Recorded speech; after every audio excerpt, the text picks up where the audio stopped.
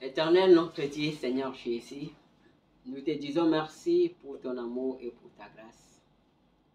Seigneur Jésus, avant que nous puissions ouvrir ta parole, nous t'appelons Seigneur Jésus, toi l'auteur de la parole, que tu puisses venir toi-même parler, Seigneur. Seigneur, je voudrais être seulement un instrument que toi tu utilises, Seigneur.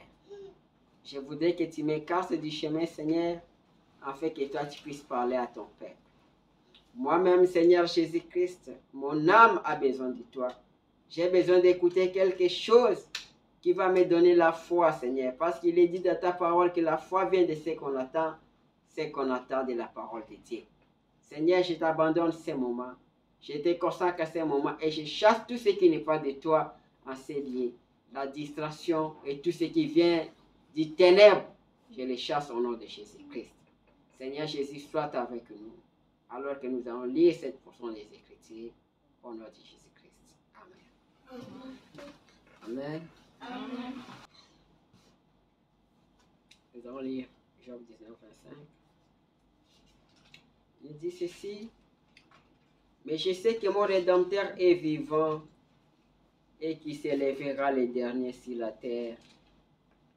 Quand ma peau sera détruite, il s'élèvera. Quand je n'aurai plus de chair, je verrai Dieu. Je le verrai et il me sera favorable. Mes yeux le verront et non c'est d'un autre. Mon âme languit d'attente au-delà de moi. Amen. Amen. Que le Seigneur ajoute ses bénédictions à la lecture de sa parole. Amen. Vous pouvez vous asseoir. Ça c'est Job. Ça c'est Job qui dit que je sais que mon Rédempteur est vivant et qu'il s'élèvera les derniers sur la terre. Amen. Amen. Il dit, je sais que mon Rédempteur est vivant et qu'il s'élèvera les derniers sur la terre. Quand ma peau sera détruite, il s'élèvera. Quand je n'aurai plus de chair, je verrai Dieu. Amen. Amen. Alors nous allons essayer de parler de la rédemption. Aujourd'hui, nous allons parler de la rédemption. Nous allons parler de la rédemption. Nous allons parler du para-rédempteur. Ici, Job dit, je sais que mon Rédempteur est vivant et qui s'élèvera les derniers sur la terre. Alors nous allons parler de ces rédempteurs, les rédempteurs de Job. C'est aussi ton Rédempteur, c'est mon Rédempteur. Le dimanche passé, nous avons parlé du temps de la restauration. Le mot restaurer, c'est synonyme avec le mot racheter. Parce que Rédempteur, il vient pour racheter, pour restaurer. Alors aujourd'hui, nous allons parler de la rédemption du para-rédempteur. Amen. Alors nous prenons dans la prédication de Frère Branham, la prédication Rédempteur, rédemption, au paragraphe 22. C'est la continuité de notre prédication du dimanche passé, où nous avons parlé du temps de la restauration. Où nous avons dit qu'il y a un temps pour tout, il y a un temps pour pleurer, il y a un temps pour se réjouir.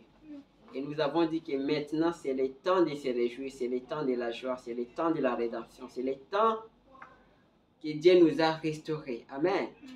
Alors, nous lisons la prédication Rédempteur, rédemption au paragraphe 22. C'est prêché le 19 novembre 55. Écoutez, Frère Branham. Il dit, j'aime les mots rédemption. Être racheté veut dire ramener. Racheter, comme je disais ce matin à l'entretien chez les hommes d'affaires chrétiens, c'est la réconciliation. Je disais, la rédemption veut dire que le diable vous avait placé dans un magasin de précieux gages. Puis Jésus est venu vous en faire sortir. C'est vrai. Amen. Il dit que la rédemption, ça signifie aussi racheter. Ça signifie aussi restaurer. Il a dit que la rédemption veut dire que le diable vous avait placé dans un magasin de précieux gages. Le diable vous avait placé dans l'esclavage. Et Jésus est venu vous faire sortir. Amen.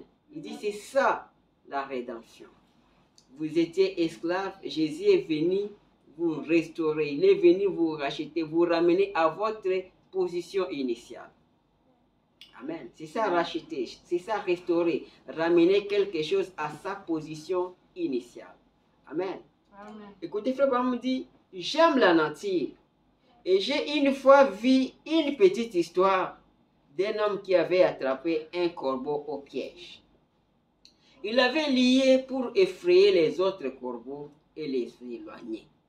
Il dit qu'un homme avait attrapé un corbeau. Il l'avait lié ses corbeaux dans le but d'effrayer les autres corbeaux. Amen. Il dit, il l'avait lié pour effrayer les autres corbeaux et les éloigner. Il sautillait. Eh bien, les pauvres vieux corbeaux, ils se tenaient là et sautillaient. Et les fermiers ne les nourrissaient pas ni rien. Il a attrapé les corbeaux, il a lié, il ne les nourrissait même pas. Les corbeaux sautillaient d'abord, mais des temps passés, les corbeaux devenaient faibles parce que les fermiers, les messieurs là étaient méchants. Amen. Amen. Ils devenaient si faibles qu'ils n'arrivaient guère à se tenir debout plus longtemps. Il y eut donc un homme de bien qui passa par là un jour. Amen. Il dit un homme de bien. Un homme de bien est passé là-bas. Il a vu que ces corbeaux étaient liés. Ces corbeaux étaient faibles. Amen. Il vit le vieux corbeau qui paraissait si faible et maigre. Il a simplement délié. L'homme de bien a délié les corbeaux. Amen. Amen. Et cet homme de bien, c'est le Rédempteur. C'est le Seigneur Jésus-Christ. Et ces corbeaux-là, c'est moi, c'est toi. Nous avons été liés par Satan. Nous étions faibles, nous étions dans sa prison. Mais l'homme de bien est venu, le Seigneur Jésus-Christ est venu. Il est venu te délier. Il a coupé les liens. Il a coupé les fils. Amen. Amen. Alors tous les corbeaux survolaient là en criant.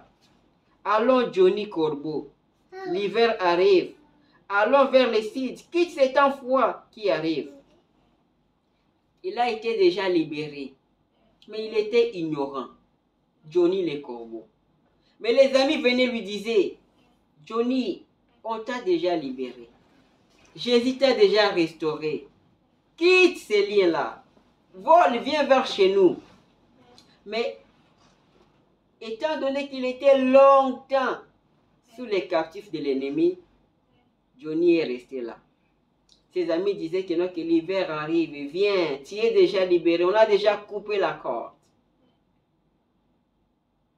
Mais Johnny ne voulait pas prendre conscience. Amen. Amen. Je vous dis que non, que Jésus a déjà coupé la corde. Nous sommes libres. C'est à nous de comprendre. C'est à nous de prendre conscience. Sinon, ça sera la conséquence. Écoutez. Mais vous savez quoi? Le vieux corbeau avait été lié si longtemps qu'il continuait à penser qu'il était lié. Lui, il continue à penser qu'il était lié. Peut-être toi aussi, tu penses que tu es toujours lié. Mais je vous dis que vous n'êtes plus lié. Je vous dis, vous êtes libre. Il ne savait pas que quelqu'un l'avait racheté. Lui ne savait pas que quelqu'un l'avait racheté. Quelqu'un de bon l'avait racheté. Mais comme il ne voulait pas, la conséquence c'est quoi? Quand le fermier est venu, il a trouvé le corbeau là, déjà délié. Ce fermier a fait quoi? Il a tué ses corbeaux. Amen. Alors vous êtes déjà libérés. Le Seigneur vous a déjà libérés. Vous devez partir. Vous devez voler vers les auteurs. Amen. Nous sommes libres. Le Seigneur nous a restaurés. Alors pour bien parler de cette prédication, les temps de la rédemption, aujourd'hui nous allons prendre une petite histoire dans la Bible. C'est les livres des rites. Le livre des rites a seulement 4 chapitres. C'est un bon livre. D'autres gens ont lu le livre des rites. Ils disent que non, que c'est un livre d'amour. Or, il y a tous les grands mystères dans ces livres-là. Il y a des grands mystères dans les livres des rites. Il y a Dieu dans les livres des rites. C'est pourquoi Frère Branham me dit que non, que la Bible c'est comme une lettre d'amour. Il dit que, non, que quand un homme envoie une lettre à sa femme ou une femme envoie une lettre à son mari, elle peut écrire quelque chose. Seulement son mari arrivera à comprendre ce que la femme a voulu dire, même si elle n'a pas écrit dans cette lettre-là. Il dit c'est comme ça la Bible. C'est une lettre d'amour. C'est uniquement à ce dont Dieu a révélé. C'est pourquoi il a dit que non, qu'il a caché aux yeux des sages et aux intelligents, mais il a révélé aux enfants. Amen. Si j'écrivais une lettre à ma femme, même si je n'écrivais pas correctement, même si toi tu lisais, tu ne comprendras pas ce que j'ai dit. Mais elle comprendra que ici mon mari a dit ça, ça, ça, ça, ça. C'est comme ça la Bible. Amen. Alors nous allons prendre les livres des rites. Nous allons commencer au chapitre 1. Lisons Rite chapitre 1. Nous allons continuer pendant la lecture, c'est parce que nous allons parler plus de ces livres. Et nous allons aussi parler, en même temps lire aussi, on va commencer à lire le livre des rites. On lit aussi la prédication des frères Branham, la prédication les rédempteurs, les parents rédempteurs. Amen. Alors nous prenons le livre des rites, chapitre 1. Nous commençons la lecture. Écoutez la lecture. Du temps des juges, il y eut une famine dans le pays. Amen. On dit que du temps des juges, il y eut une famine dans le pays. Un homme de Bethléem de Juda partit avec sa femme et ses deux fils pour faire un séjour dans le pays de Moab. Amen. Il dit, au temps des juges, il y eut la famine à Bethléem. Il y eut la famine en Israël. Un homme de Bethléem de Juda partit avec sa femme et ses deux fils pour faire un séjour dans le pays de Moab, parce qu'il y avait la famine. Ils ont quitté leur pays. Ils sont partis dans un autre pays. Ils ont quitté pourquoi? Parce qu'il y avait la famine chez eux. Amen. Le nom de cet homme était Elimelech. Celui de sa femme, Naomi. Et ses deux fils s'appelaient Maclon et Kiljon. Ils étaient Éphratiens de Bethléem de Juda.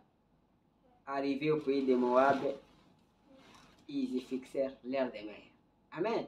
Ils ont quitté leur pays. Ils sont partis au pays de Moab. Parce qu'il y avait la famine. Parce que ça n'allait pas chez eux. C'était une erreur. Amen. Écoutez, en même temps, nous prenons la prédication de Frère Branham, les parents rédempteurs. Frère Branham dit, parce que nous allons commencer à lire, nous lisons la Bible, nous lisons aussi la prédication de Branham. Écoutez, Frère Branham dit, il y avait une aimable et douce femme du nom de Naomi. Naomi signifie plaisante. Elimelech, son mari, signifie adoration. Le nom de la femme Naomi signifie plaisante. Le nom de l'homme Elimelech signifie adoration. Sa famille était une adoration plaisante. Amen. Ils avaient un fils, Maclon, qui signifie maladie. Amen. Ça, c'est dans la prédication des frères Branham. Il commence à nous donner la signification de chaque chose. Il dit que Naomi, le nom Naomi signifie plaisante. Elimelech signifie adoration. Quand on relit les noms de la femme et de l'homme, ça fait une adoration plaisante. C'était ça la famille. Amen. Et les garçons, les fils aînés Maclon, ça signifie maladie. Et Kiljon signifiait abattement, tristesse. C'était ça la famille. Amen. La frère Branham nous donne d'abord la signification de leur nom. Il y a la famine dans leur pays d'Israël. Et la première erreur qu'un juif ne pourrait jamais commettre, ce serait de quitter son pays. Amen. Il dit c'est ça la première erreur qu'un juif doit commettre ou devait commettre, c'est de quitter son pays. Dieu, quand il a donné les pays aux Juifs, quand il a donné la Palestine aux Juifs, il les a dit de ne pas quitter votre pays. Même quand Abraham avait quitté le pays, Abraham a eu des ennuis. Amen. Je vais me dire qu'un juif ne doit jamais quitter la Palestine. Alors, comme nous avons dit l'autre fois que nous sommes aussi les Juifs, nous sommes aussi Israël, mais nous sommes Israël spirituel et ils sont Israël naturel. Israël naturel ne doit pas quitter son pays, ne doit pas quitter la Palestine. Et nous aussi, nous ne devons pas aussi quitter notre pays. Notre pays, c'est quoi? C'est la parole. Notre pays, c'est quoi? C'est le message. Il dit, à chaque fois que nous allons quitter notre pays, nous aurons des ennuis. Quand nous allons continuer à lecture, vous allez voir que ils ont eu des ennuis.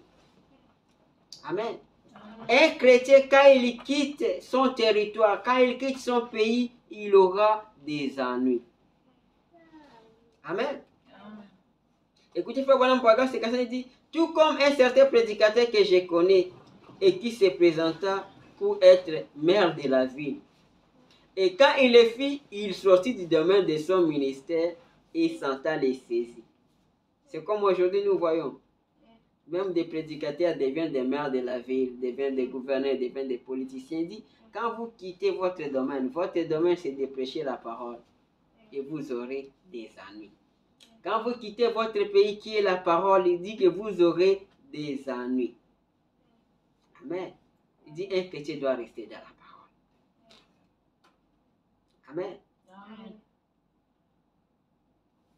Écoutez, pourquoi 58 il dit, Naomi, à cause de la famine, sortit du pays et s'en alla au pays de Moab pour se procurer du pain. Elle n'avait pas à le faire, puisque les autres étaient restés en Judée à Bethléem. Il dit pourquoi elle est partie? Elle devait rester, parce que les autres sont restés. Maintenant, il nous dit maintenant, Bethléem signifie Bethel. Et Bethel signifie la maison de Dieu, la maison de louange. Vous voyez, on commence à voir chaque mot qui est écrit là-bas dans les livres des rites. Il dit maintenant, Bethléem signifie la maison de Dieu. Il faut rester dans la maison de Dieu. Il ne faut pas quitter. Et ils sont partis où? Ils sont partis à Moab. Moab qui est venu de qui? Qui est venu de Lot. Une nation qui est venue par les péchés. Ils ont quitté les territoires, ils ont quitté la maison de Dieu pour aller dans les pays du péché. Et ils ont eu des ennuis. Amen. Amen. Au verset 3, écoute, il dit, Elimelech, mari de Naomi, mourut et elle resta avec ses deux fils. Quand ils sont arrivés là-bas à Moab, l'homme, le mari de Naomi, Elimelech, il meurt. Elimelech mourut. Et Naomi est restée avec ses deux fils. Ses deux fils prirent des femmes moabites. L'une se nommait Orpa et l'autre Ruth. Ils habitèrent là environ 10 ans. Les garçons se sont mariés, ils ont pris des femmes moabites. Ils sont restés là-bas pendant 10 ans. L'aîné a pris une femme qui s'appelle Orpa et le cadet a pris la femme qui s'appelle Ruth. Amen. Amen. Maclon et Kilijon mourirent aussi tous les deux. Et Naomi resta privée de ses deux fils et de son mari. Vous voyez, les ennuis. Son mari est mort, ses deux enfants aussi sont morts. Pourquoi? Parce qu'il avait quitté son territoire. Parce qu'il avait quitté son pays. Il avait quitté la parole. Nous avons dit que chaque fois qu'un chrétien quittera la parole, il aura des ennuis. Nous devons rester dans la parole. Peu importe les difficultés. Peu importe. Parce que Naomi a dit qu'il n'y avait pas de pain. Il n'y avait pas la nourriture. Dieu n'abandonne pas pour toujours. Dieu se souvient toujours de ses enfants. Nous devons rester dans la parole. Amen. Puis, là nous sommes au verset 6, 1, 6. Puis elle se leva, elle et ses belles filles, afin de quitter le pays de Moab. Car elle a appris au pays de Moab que l'Éternel avait visité son peuple et lui avait donné du pain. Amen. Elle a dit, j'ai appris que chez nous, l'Éternel a visité notre peuple. L'Éternel a visité notre pays. L'Éternel a donné du pain. Qu'est-ce que je ferai ici? Et d'ailleurs, je suis venu ici, j'ai eu des ennuis. J'ai perdu mon mari, j'ai perdu mes 2 enfants. On était venus à 4, je suis resté seul. Il dit, je dois rentrer chez vous. Parce que l'Éternel a visité encore son peuple. Dieu n'abandonnera jamais ses enfants. Il vous viendra toujours au secours. Amen. Nous devons rester dans la parole. Nous devons rester dans notre pays. Amen. Amen. Elle sortit du lieu qu'elle habitait, accompagnée de ses 2 belles filles, et elle s'est mise en route pour retourner dans le pays de Juda. Naomi dit alors à ses 2 belles filles, allez, retournez chacune à la maison de sa mère. Que l'Éternel use de bonté envers vous, comme vous l'avez fait envers ceux qui sont morts et envers moi. Là, c'est maintenant Naomi qui dit à ses 2 belles filles, retournez chez vous. Pourquoi vous allez me suivre? Que chacun puisse rentrer chez sa mère. Que l'Éternel vous fasse trouver à chacune du repos dans la maison des maris. Elle les baisa et elles élevèrent la voix et pleurèrent. Il dit que non, que je rentre, je n'ai plus d'enfants. Rentrez chez vous. Que l'Éternel vous fasse du bien, qu'il vous donne à chacun un mari. Amen. Et elle lui dit, non, nous irons avec toi vers ton peuple. Les 2 filles ont dit, non, non, non, maman, nous allons partir avec toi. Nous irons avec toi. Amen. Naomi dit, là c'est Naomi qui insiste. Naomi dit, retournez mes filles. Pourquoi viendrez-vous avec moi? Retournez. Elle est tentée de les persuader, rentrez chez vous, rentrez.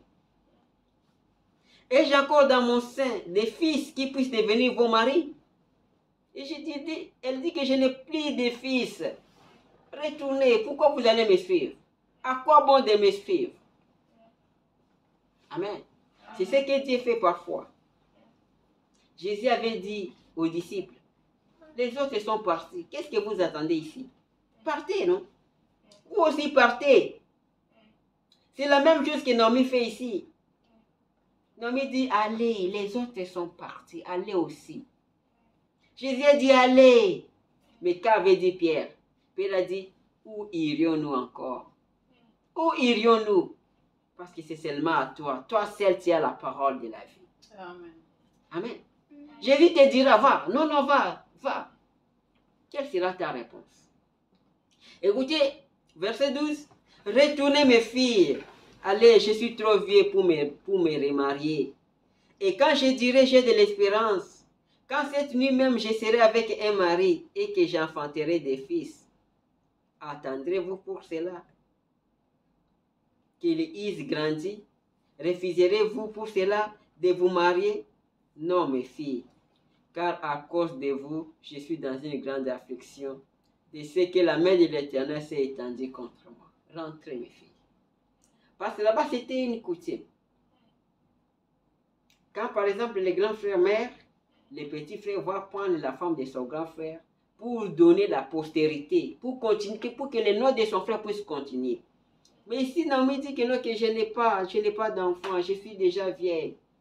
Même s'il fallait donner un enfant aujourd'hui, vous allez attendre. Non, rentrez. Naomi s'est demandé, là, je prends les paragraphes 67 de prédication frère Branham, les parents rédempteurs. Naomi s'est demandé, pourquoi la main du Seigneur a-t-elle été si cruelle envers moi, mes belles filles? Dieu m'a chassée. Je suis une bannie. Je ne sais ce que j'ai fait, mais je suis une bannie. Vous voyez, Dieu était en train d'accomplir son programme. Car toute chose concourt au bien de ceux qui aiment Dieu, peu importe ce que c'est. Ici, Naomi est en train de pleurer. La main de l'Éternel est cruelle contre moi. Je suis bannie. Regardez ce que l'Éternel m'a fait. Naomi ne savait pas qu'il y avait un plan, il y avait un programme de Dieu derrière. Amen. C'est pourquoi la Bible dit que car toute chose concourt au bien de ceux qui aiment Dieu, peu importe ce que c'est. Amen. Nous devons arriver à ça.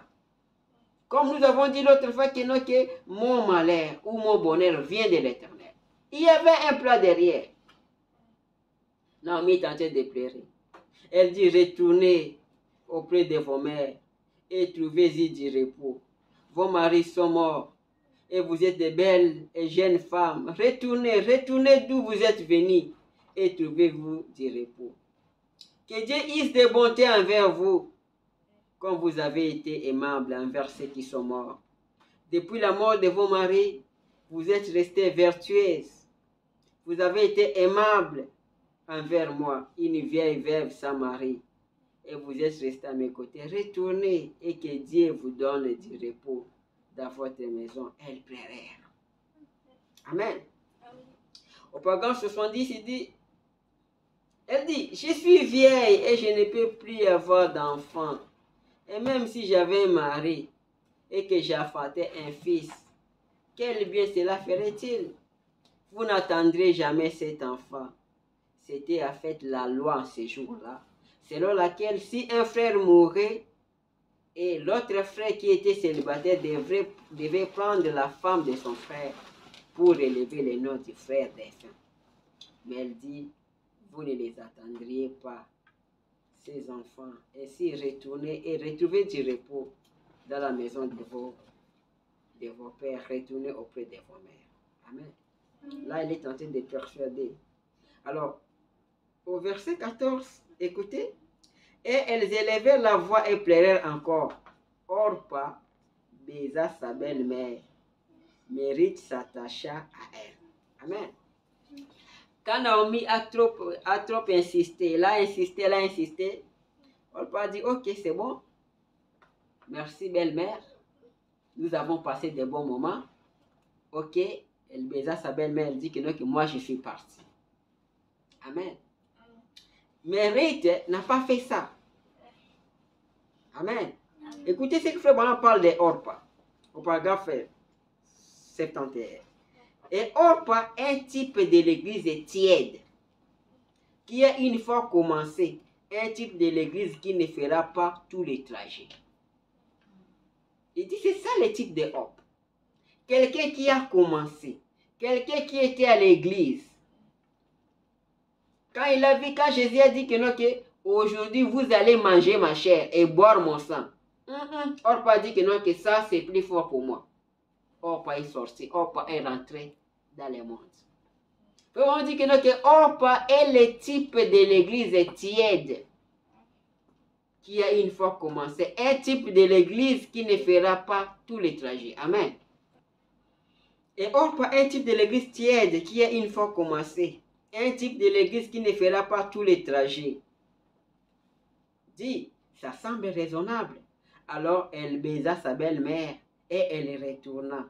Ça c'est un type de croyant tiède qui croit que Jésus-Christ, qui croit que Jésus est le Christ et qui ensuite fait demi-tour pour retourner là d'où il était sorti.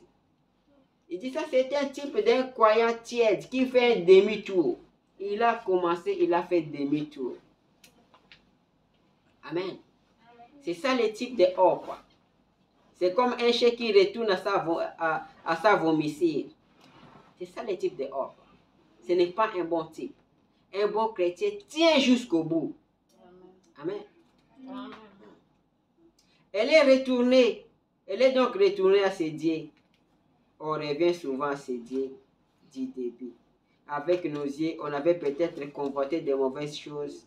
On retournera convoiter de nouveau.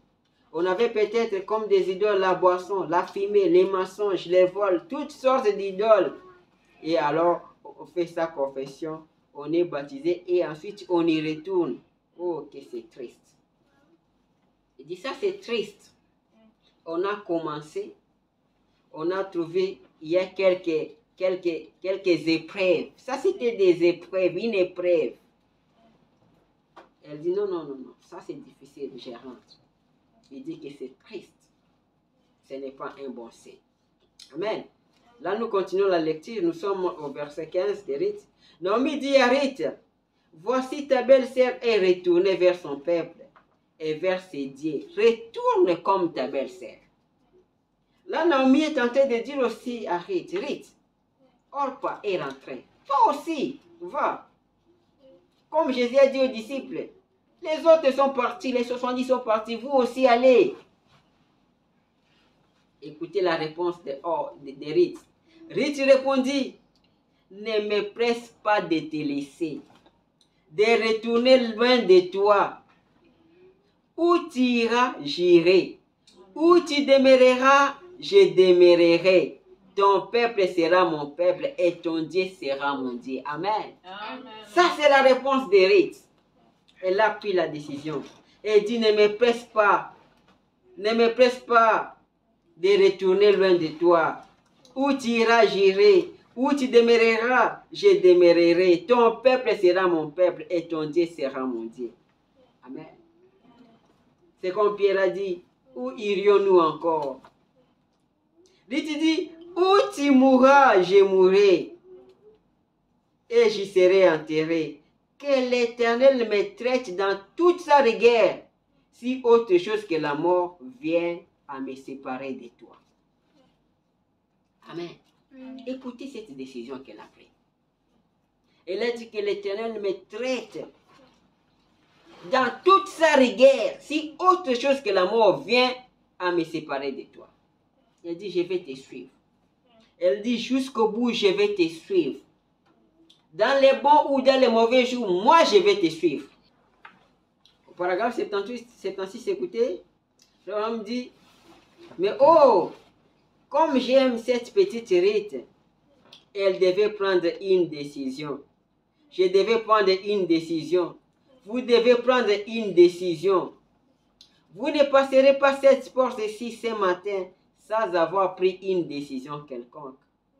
Vous ne quitterez pas cette salle aujourd'hui sans être soit un meilleur homme ou une meilleure femme, soit un homme pire ou une femme pire. Amen. Il dit, vous devez prendre la décision. Vous n'allez pas quitter aujourd'hui cette salle.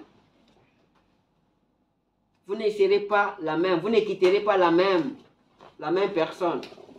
Ou soit vous serez meilleur, ou soit vous deviendrez pire. Regardez la décision que Ruth a prise. Elle a dit, où tu iras, j'irai. Où tu seras enterré, je serai enterré. Amen. Une très bonne décision. Donc, au paragraphe 77, on dit, cela devint l'épreuve de force dans sa vie. Cela devient l'épreuve de force dans la vie de chacun. Et il te dit prendre une décision. La Bible dit donc que sa belle-mère lui a dit, retourne à tes dieux comme ta sœur, retourne comme l'a fait la tiède. Pourquoi ne retourne-t-il pas? Elle a pris une bonne décision. Amen. Elle a pris une bonne décision, la décision de Ruth. Et c'est la décision que chaque chrétien doit prendre. Dire que Seigneur, je vais te suivre. Dans les bons ou dans les mauvais jours, je vais te suivre. Vous voyez que ce n'est pas seulement un livre d'amour. Vous voyez que plus que nous avançons, nous découvrons des mystères dans ces beaux livres de Ruth. Amen. Écoute le paragraphe 78 de la prédication des parents rédempteurs. Le prédicateur de l'évangile dit, si vous voulez vous en aller, allez-y. Vous voyez, un prédicateur vous dit, si vous voulez aller, allez. Puis on dit que le prédicateur fidèle et véridique dira cela à un groupe de gens. Un véritable prédicateur vous dira ça. Si vous ne voulez pas servir l'Éternel, allez-y. Il dit infidèle, comme Jésus a fait. Mais celui qui a besoin de membres, il va vous caresser. Même si vous faites du mal, il va chercher à vous caresser, à vous dorloter. Mais un vrai prédicateur vous dira, allez. Il dit, le prédicateur fidèle et véridique dira cela à un groupe de gens. Prenez votre décision, soyez résolus. Prenez votre décision. Le tiède, celui qui n'a pas de personnalité, l'indécis ne dira pas cela. Vous voyez, Un vrai prédicateur vous dira, soit tu acceptes de servir Dieu, ou soit tu pars. Amen. Mais un vrai serviteur de Dieu mettra cela sur vos mains. Prenez votre décision. Vous devez prendre votre décision. C'est ce que Naomi a fait. C'est ce que c'est ce que Jésus aussi avait fait. Et c'est ce que aussi un vrai prédicateur doit faire. Ce n'est pas caresser les gens. Amen. Alors, au verset 18, Naomi a vu que non, que Ruth était décidée d'aller. Alors, elle a cessé de faire ses instances. Parce qu'elle a vu que non, que Ruth a pris la décision. Amen. Amen. Alors, elles ont continué leur voyage.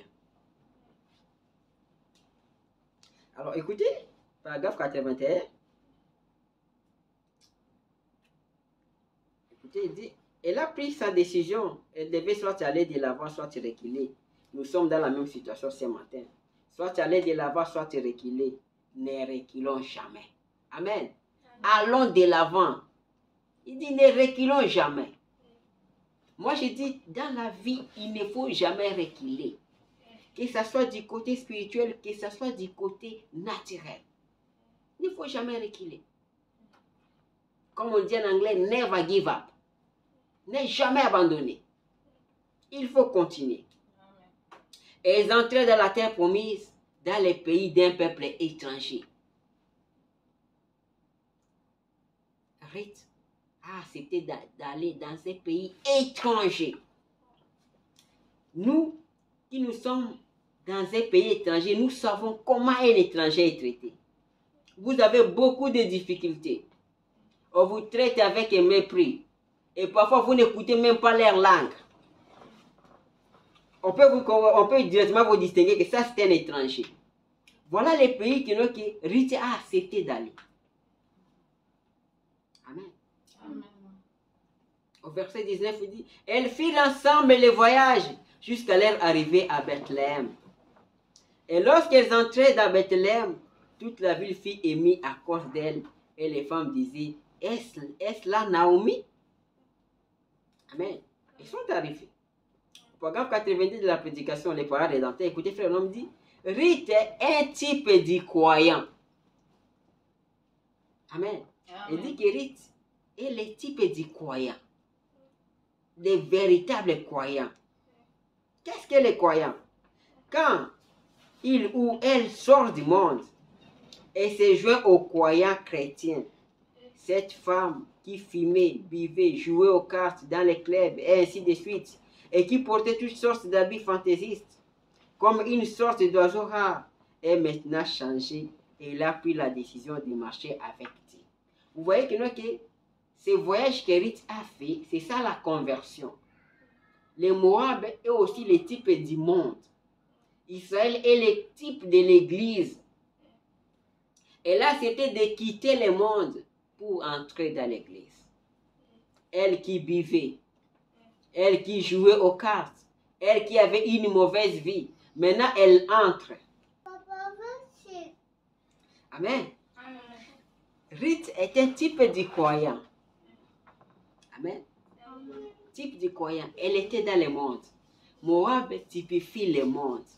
Mais elle a accepté de quitter Moab, de quitter le monde pour aller en Israël, pour aller à Bethel, pour croire la parole.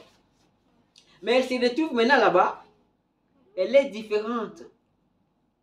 Vous allez voir que comme dans une église de message, vous venez, vous trouvez d'autres sœurs avec des longs cheveux, avec des jupes.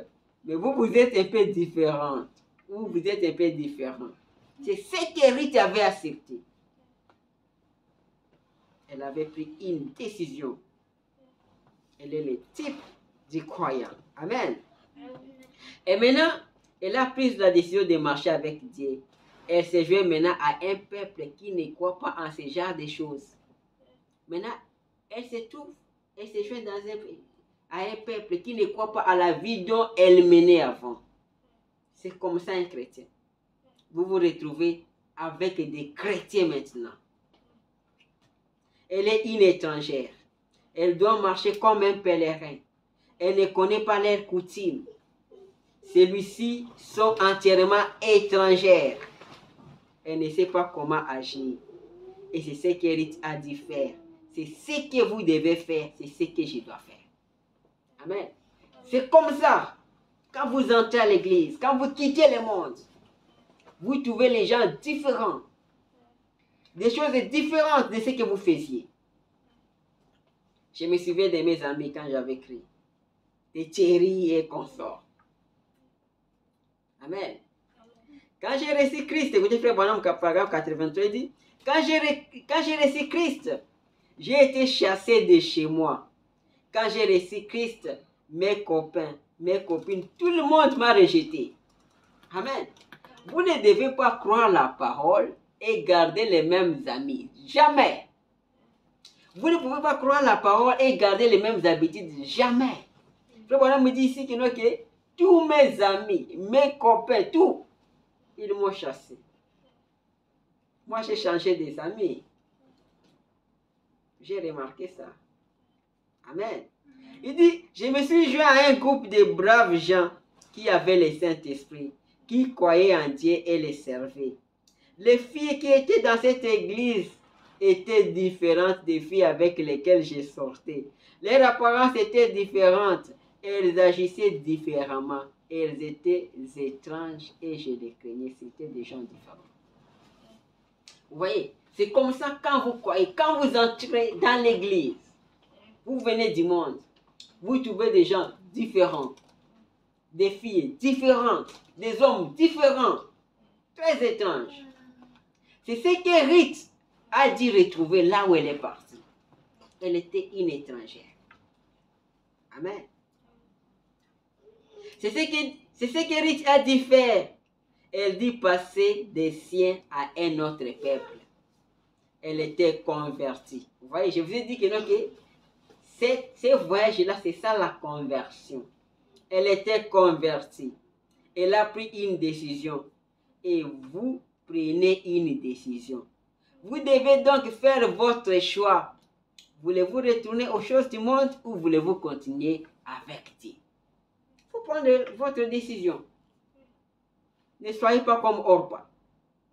Elle a vu que c'était devenu difficile. Orpa est rentrée. Amen. Amen. Là, on comprend le paragraphe 91. Écoutez, il dit, elles continuèrent leur voyage. Ruth, dans son cœur, ne savait pas où elle allait, mais elle est un type de l'église. Nous séjournons comme Abraham, en tant que pèlerin dans un pays étranger, parmi un peuple étranger. Elle s'en alla et elle arriva finalement à l'habitation et à l'endroit où l'a menée Naomi. Et que trouva-t-elle? Amen. Écoutez maintenant. Elles ont continué le voyage. Elles sont finalement arrivées à Bethléem. Probablement me dit que qu'est-ce que trouva-t-elle? Qu'est-ce qu'elle a trouvé maintenant là-bas? Qu'est-ce qu'elle a trouvé maintenant à l'église, là où elle est partie? Amen. Tout le monde qui l'a félicité et qui lui disait, Ruth, nous sommes contents de t'avoir ici. Le bonhomme me dit que non. Ce n'est pas qu'elle a trouvé les gens qui les félicitaient, qui disaient que nous sommes contents de t'avoir ici. Non. Ne pensez pas quand vous entrez à l'église, vous venez du monde, vous allez trouver que les gens commencent à venir, venez. Non. Il dit, elle trouva la discorde, elle trouva la malveillance, elle trouva des problèmes. Elle vient à l'église, elle trouve des gens qui disent non, ça c'est une étrangère. Non, ça c'est encore une païenne. C'est ce qu'elle a trouvé à l'église. Amen. Amen. Écoutez, il dit, et ces prédicateurs qui vous diront, ça c'est Frère Bonhomme, paragraphe 90, et ces prédicateurs qui vous diront que la vie chrétienne est un livre fleuri d'aisance, soit il vous séduit, soit ils n'ont jamais accepté cette expérience eux-mêmes. Le monde vous hait et les gens vous haïront. Amen. Il dit que quand vous trouvez un prédicateur qui vous dit que la vie chrétienne est un livre fleuri d'aisance, il dit soit ces prédicateurs-là vous séduisent, ou soit lui-même n'a pas fait l'expérience, avec Dieu. Il dit, quand vous acceptez de suivre Dieu, le monde va vous haïr. Il dit, vous devez prendre le chemin de quelqu'un méprisé du Seigneur et on va se moquer de vous, vous ridiculiser ou n'importe quoi d'autre. Amen. On va se moquer de vous. Quand vous acceptez de suivre Dieu, on va se moquer de vous. Regarde comment tu es devenu. Surtout nos sœurs. Regarde comment tu es devenu. Tu es maintenant une vieille. Tu n'es plus belle. On va se moquer de toi. Mais toi, sois comme Rite. Amen. Écoutez, dit, vous devez être différent. Vous êtes né d'une autre nation. Vous n'êtes plus de la même nation. Amen. Au verset 22, ça c'est Rite 1, verset 22, parce que vous voyez que nous avançons. Il dit, ainsi revirent du pays de Moab, Naomi et sa belle-fille, Rite la Moabite, et ils arrivèrent à Bethléem au commencement de la moisson des orges. Quand ils sont arrivés au commencement de la moisson des orges, au temps de la moisson. C'est le temps qu'ils sont arrivés. Amen. Et écoutez, frère, voilà, paragraphe 122. Il dit, Naomi et Rite arrivèrent juste à la saison des orges. La saison des orges était la saison du pain. Amen. Regardez la saison dont ils sont arrivés, la saison de la moisson, la saison du pain. Il y a toujours une signification. Là, dans la Bible, nous lisons seulement, ils sont arrivés au commencement de la moisson des orges. Ici, Frère Branham me dit que, non, que la saison des orges, c'est la saison du pain. La saison où les pains frais étaient servis. Amen. Et l'Église, dans ces derniers jours, à travers les 2000 ans d'enseignement païen, et tout est arrivé à la saison des orges. Amen. Il dit, même nous, l'Église, nous sommes arrivés à la saison des orges. À la fraîcheur de la vie, au pain nouveau, au miel venu du ciel. Amen. C'est cela, les pains du ciel. Je suis les pains de vie. Vous voyez, Jésus a dit que, non, que moi, je suis les pains de vie. Et ils sont arrivés au temps des pains. Et Jésus est les pains. Les pains typifient quoi? Typifient la parole. C'est que nous sommes en train de manger ici. Nous sommes en train de manger la parole. Les pains de vie. Jésus a dit que moi je suis le pain de vie. Le pain qui vient du ciel d'auprès de Dieu. Quiconque mangera de ces pains ne mourra jamais. Amen. Et l'Église ici en dernier jour est amenée maintenant même à la saison des orges. Voilà la saison dont ils sont arrivés. Ils sont arrivés à la saison des orges, à la saison dont le pain est servi. Et le pain, c'est la parole. Vous écoutez comment la Bible... Oh, il y a trop de... Entrons au chapitre 2. Nous entrons au chapitre 2. Écoutez, verset 1. Naomi avait un parent de son mari. C'était un homme puissant et riche de la famille d'Elimelech et qui se nommait Boaz. Il dit que Naomi avait un parent. Un homme puissant, un homme riche de la famille d'Elimelech. Cet homme-là s'est nommé Boaz. Amen. Nous allons parler de Boaz. Ok? On va parler de Boaz bientôt là. Rite la Moabite dit à Naomi, laisse-moi, je t'ai pris, là verset 2. Laisse-moi, je t'ai pris aller glaner des épis dans les champs de celui aux yeux duquel je trouverai grâce. Elle lui répondit, va ma fille. Elles sont arrivées. Ils sont arrivés en Israël, à Bethléem. Maintenant, Rite dit à Naomi, laisse-moi aller glaner des épis. Laisse-moi aller ramasser quelques grains dans les champs de celui à qui je vais trouver grâce.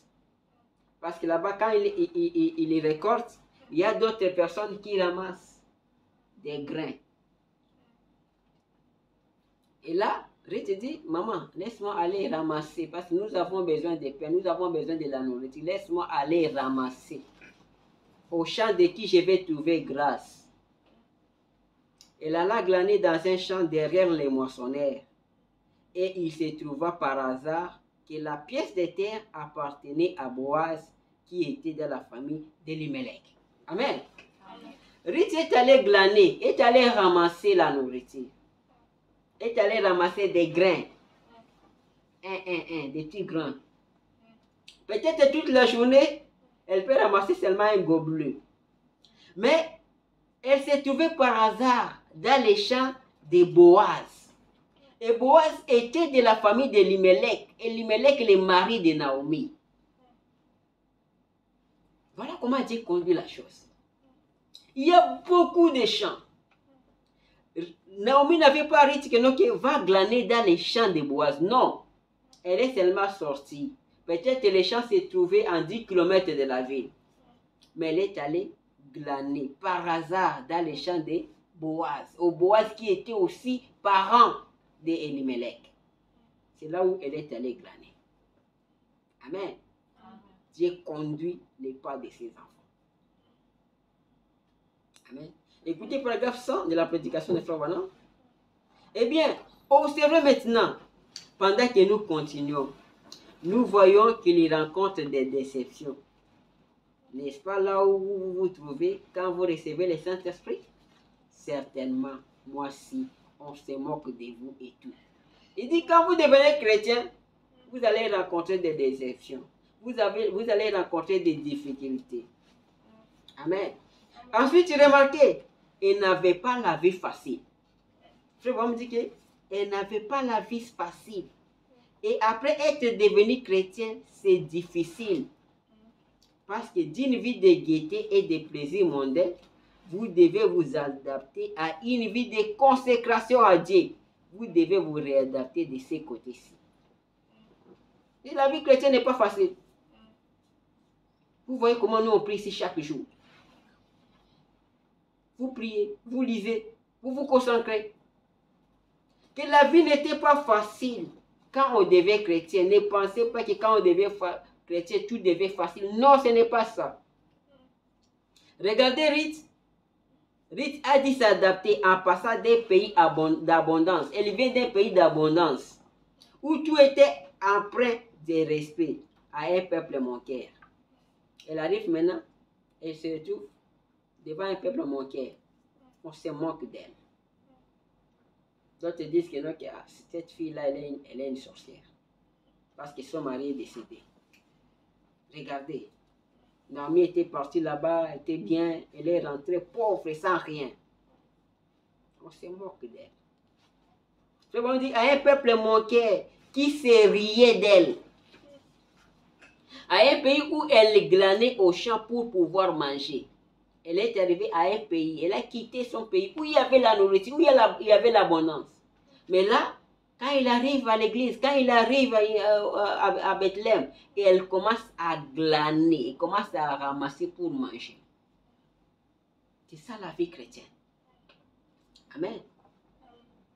Et elle mettait dans son châle et en rapportant à la maison, elle battait cela et faisait du pain pour se nourrir, elle et sa belle-mère.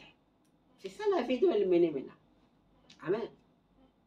Au verset 4, je vais dire verset 4. Et voici Boaz vint de Bethléem. Écoutez maintenant ce que Dieu fait. Boaz a un champ. Ou peut-être il a des champs parce qu'il était un riche. Mais ça fait que Boaz est allé au champ pour regarder comment on faisait la moisson. Et voici Boaz vint de Bethléem. Et il dit au moissonneur, que l'Éternel soit avec vous. Et il lui répondit, que l'Éternel te bénisse. Et Boaz dit à son serviteur chargé de surveiller le moissonneur, à qui est cette jeune femme? Boaz l'a remarqué. Il dit, à qui est cette jeune femme? Le serviteur chargé de surveiller le moissonneur répondit, c'est une jeune femme moabite qui est revenue avec Naomi du pays de Moab. Amen. Elle a dit, permettez-moi de glaner et de ramasser des épis entre les gerbes. Ça, c'est le moissonneur qui dit maintenant à leur patron. Il dit, cette femme-là vient de Moab. Elle est venue avec Naomi. Parce que Naomi est de leur famille. Elle a dit, permettez-moi de glaner et de ramasser des épis entre les gerbes derrière les moissonneurs. Et depuis ce matin qu'elle est venue, elle a été debout jusqu'à présent et ne s'est reposée qu'un moment dans la maison. Ça, c'est le moissonneur qui dit à Boaz. qu'elle a travaillé toute la journée. Elle a ramassé toute la journée. Amen. Paragraphe 110, Frère Branham dit, et un jour, alors qu'elle était au champ, ce jeune homme riche du nom de Boaz, un gouverneur, un homme riche, passant, il a vu. Oh, quand il a vu, il tomba amoureux d'elle. Il s'est dit qu'elle était une femme merveilleuse. Il aima son caractère. Vous souvenez-vous qu'il a dit, je sais, et les gens le savent que tu es une femme vertueuse. Elle avait pris une décision claire et nette et s'en venait vivre exactement ce qu'elle avait dit qu'elle ferait. Là, c'est Boaz qui remarque la femme. Là, c'est Boaz qui a demandé à son travailleur, quelle est cette femme? Qu'est-ce qu'elle fait? Et le moissonneur a expliqué ce qu'était cette femme-là. Une femme vertueuse. Elle avait un bon témoignage. Elle avait accepté d'abandonner son pays, d'abandonner ses dieux et de venir et de suivre Naomi. Amen. Eh bien, observez bien maintenant.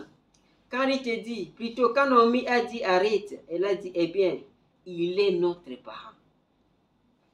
Naomi a dit maintenant arrête, tu vois cet homme-là, il est dans notre famille. Il est notre parent. Et si tu trouves grâce à ses yeux, tu trouveras du repos. Ça c'est Naomi qui dit arrête. Si tu trouves grâce à ses yeux, ce monsieur-là peut changer ta vie. Peut changer le cours de ta vie. Il est de notre famille, il est riche. Oh là là, si tu trouves grâce, tu trouveras du repos.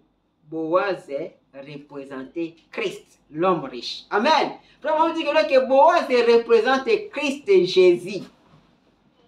Quand vous lisez dans les livres de rites, quand vous voyez Boaz, Boaz représente Christ, représente Jésus, les riches, l'héritier de toutes choses, les seigneurs de la moisson. Amen. Oh là là, comme Boaz passait là en voiture, faisant la ronde des champs, son regard tomba sur Ruth. Il était le maître, il était le seigneur de la moisson et elle trouva grâce à ses yeux. Amen. Boaz représente Christ, représente Jésus, le maître de la moisson, le seigneur de la moisson. Et cette femme qui est l'église des nations, trouva grâce aux yeux de Boaz, aux yeux du Seigneur Jésus-Christ. Amen. Boaz dit à Ruth, écoute ma fille, ne va pas glaner dans un autre champ. Ne t'éloigne pas d'ici et reste avec mes servantes. Ça c'est Ruth 2, verset 8. Boaz dit, Ruth, écoute ma fille, ne va pas glaner dans un autre champ. Ne t'éloigne pas d'ici, reste avec mes servantes. Le Seigneur te dit, reste dans la parole. Reste ici dans la parole. Ne va pas ailleurs. Amen. C'est ce que Boaz a dit. Arrête, il dit, reste ici.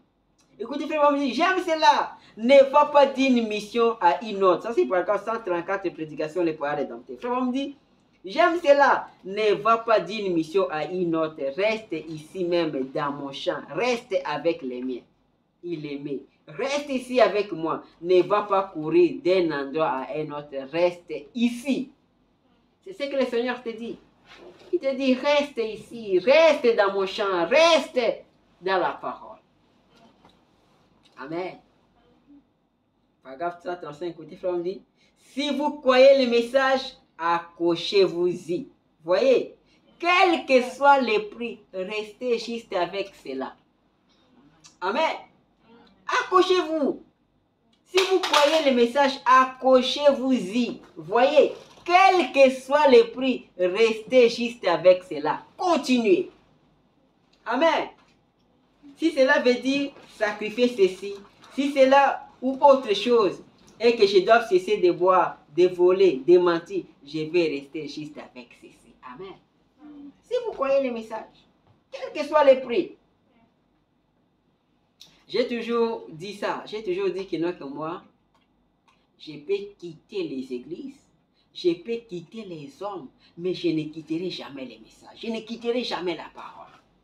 Si je pars dans cette église, je trouve qu'il y a un problème où ils ne sont pas fidèles, je quitte l'église là, ou je quitte cet homme là. Mais moi, je ne quitterai pas la parole. Amen. Il dit, restez dans mon champ. Restez dans mon champ. Amen. Alors, verset 9, Rite des 9, il dit, regarde où l'on moissonne dans les champs et va après elle. Ça, c'est maintenant, Boaz qui dit à Rite. Il dit, regarde où l'on moissonne dans les champs. Là, on est en train de couper. Là, on est en train de couper les arbres. Il dit, et va après elle. J'ai défendu à mes serviteurs de te toucher. Amen. Ça, c'est Boaz qui dit que j'ai déjà défendu à mes serviteurs de te toucher. Et quand tu auras soif, tu iras au vase et tu boiras de ce que les serviteurs auront puisé. Amen. Il dit, là où on moissonne, sois là-bas. J'ai déjà défendu à mes serviteurs de te toucher. Et quand tu auras soif, va là-bas, va boire de l'eau qu'eux, ils ont puisé. Mange la nourriture qu'eux, ils vont manger. Amen. Paragraphe 136, dit, il dit encore, maintenant, il ne faut pas t'ennuyer, parce que j'ai ordonné aux jeunes hommes de ne pas t'ingérer. Amen. Il dit, il ne faut pas t'ennuyer. Parce que quand il moissonne, on peut te chasser. Parce que toi, tu es venu ramasser. Mais le patron lui-même a dit qu'il ne faut pas t'ennuyer, il ne faut pas t'ingérer. Amen. Je les ai ordonnés. Amen, j'aime cela. Je vais me dire que, Amen, j'aime cela, sa protection. Il lui a montré que sa protection, que tu es protégé. Dans ces champs ici, tu es protégé. Personne ne peut te faire du mal.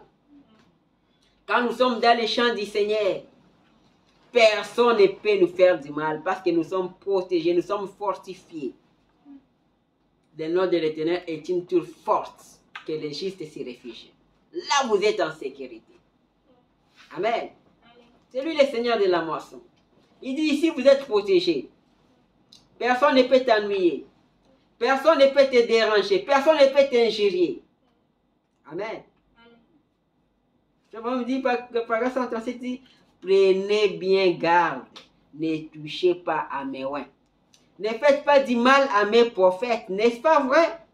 Car en vérité, je vous l'ai dit, il vaudra mieux pour vous qu'on suspendît à votre cou une mêle de moulin et qu'on vous jeta au fond de la mer que de scandaliser même les plus petits d'entre eux, mes enfants. Amen. Il dit, ne touchez pas à mes oins. Ce que Boaz a dit à Rite, c'est cette écriture, ne touchez pas à mes oins, ne scandalisez pas mes petits. Amen. Ne les scandalisez pas. Je leur ai défendu de te toucher. Amen. Et les protéger. Quelle belle histoire. Ce n'est pas seulement l'histoire de l'amour, mais il y a les mystères. Toi et moi, nous y sommes dedans. Amen. Ça vous bénit? Au verset 10, écoutez. Alors elle tomba sur sa face, se prosterna contre terre, et lui dit, comment ai-je trouvé grâce à tes yeux pour que tu t'intéresses à moi qui suis une étrangère? Boaz lui répondit, on m'a rapporté tout ce que tu as fait pour ta belle-mère.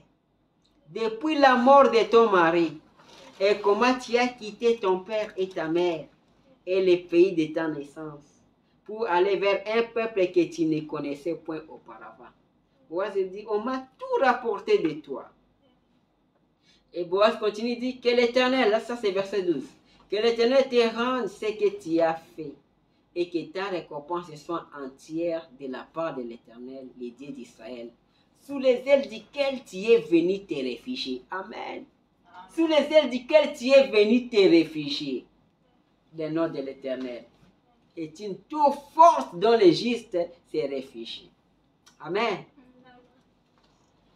Au verset 13, Rite des 13, et elle dit, oh, que je trouve grâce à tes yeux, mon Seigneur, car tu m'as consolé et tu as parlé au cœur de ta servante. Et pourtant, je ne suis pas moi-même comme l'une de tes servantes. Il dit, merci, tu m'as consolé. Que Dieu te console, parce que Dieu console. Boaz est le type de Christ. Christ te console. Amen. Puis elle se leva pour glaner. Écoutez verset 15, dès 15. Boaz donna cet ordre à ses serviteurs. qu'elle glane aussi entre les gerbes et ne l'inquiétez pas. Et cette fois-ci, pas seulement glaner loin, même là où vous êtes entre les gerbes, qu'elle glane là-bas. Et il ajoute, et même vous ôterez pour elle des gerbes, quelques épis, que vous la laisserez glaner sans lui faire de reproche. Il dit cette fois-ci, au lieu qu'elle puisse commencer à glaner seulement des grains, vous allez commencer à couper les épis, vous jeter, pour qu'elle puisse les ramasser. Parce que tout ce qui ça tombe, c'est pour les gens qui glanent. Mais cette fois-ci, on commence à couper des gerbes et on laisse tomber pour qu'elle les ramasse. Amen. Écoutez, Paragraphe 138, Pharaon dit, il dit, ensuite il se dirigea vers ces jeunes hommes. Ça c'est Boaz. Il dit, eh bien, elle glane pour sa survie. Eh bien, je veux que vous les moissonneurs, vous les anges. Amen. Les moissonneurs, ce sont les anges. On avait lu ça dans Jean.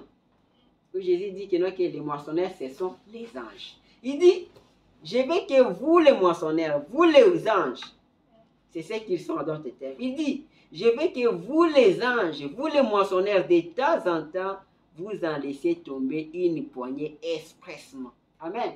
Vous laissez tomber une poignée expressement. Laissez tomber pour elle. Oh là là, facilitez-lui la tâche.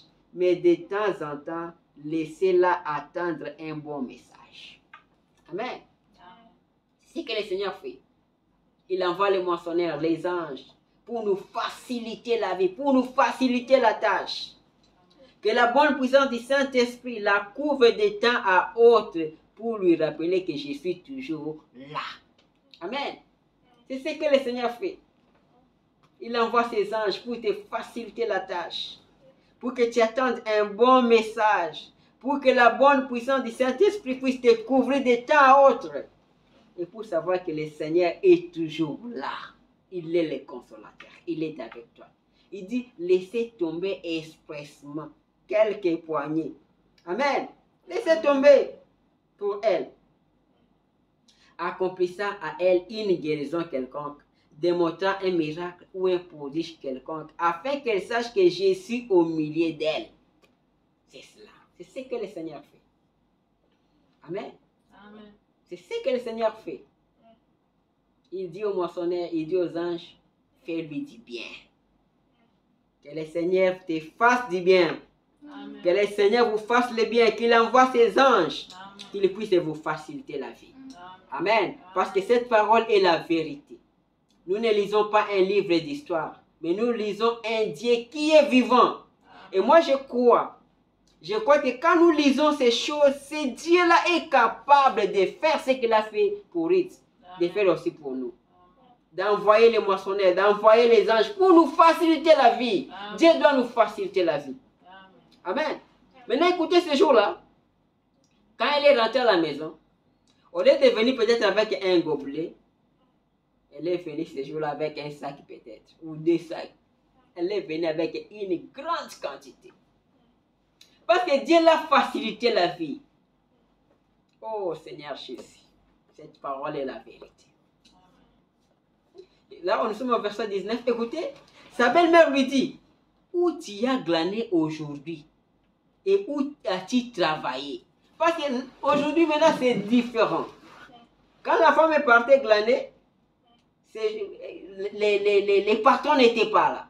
Elle revenait peut-être avec un gobelet, avec une petite quantité. Mais quand elle rentre ce jour, elle rentre avec une grande quantité.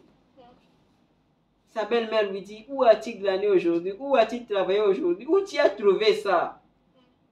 Amen. Ça c'est au verset 19. Dès 19. Elle dit, béni soit celui qui s'est intéressé à toi. Et Ruth fit connaître à sa belle-mère chez qui elle avait travaillé. L'homme chez qui j'ai travaillé aujourd'hui, dit-elle, s'appelle Boaz. Maintenant, Ruth dit à sa belle-mère que là où j'ai travaillé aujourd'hui, l'homme là s'appelle Boaz. Naomi dit, verset 20, Naomi dit à sa belle-fille, qu'il soit béni de l'Éternel, qui se montre miséricordieux pour les vivants, comme il le fit pour ceux qui sont morts. Cet homme est notre parent, lui dit encore Naomi. il est de ceux qui ont sur nous les droits de rachat. Amen. Il dit, c'est notre parent. Il a les droits de rachat. Il peut nous racheter. Cet homme-là, Boaz. Cet homme-là, Christ, c'est notre parent. C'est notre parent rédempteur. Il peut nous racheter. Il peut nous restaurer. Il peut nous ramener à notre position initiale. Il peut essuyer nos larmes. Cet homme. Oh, que Dieu soit loué. Amen. Alors, verset 21.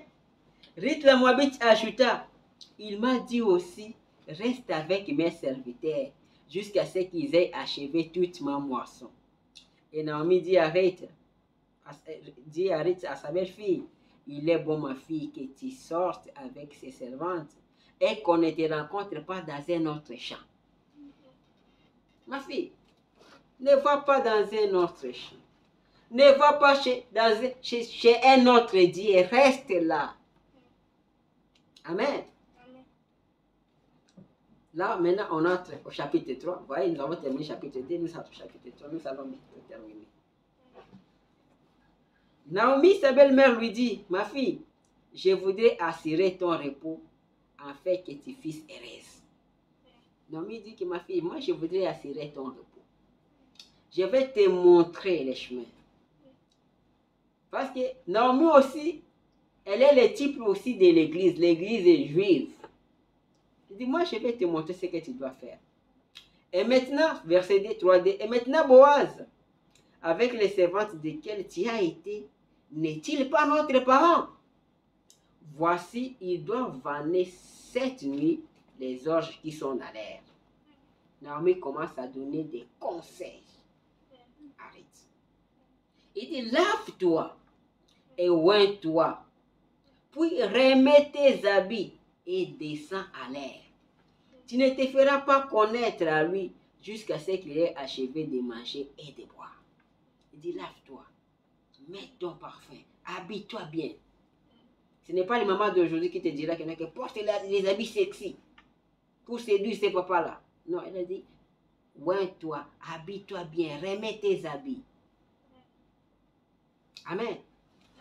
Et quand il ira se coucher, observez les lieux où il se couche.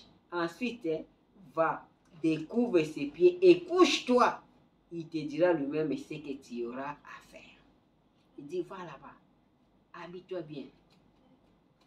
Quand il va terminer son travail, quand il ira se coucher, toi vas se coucher à ses pieds.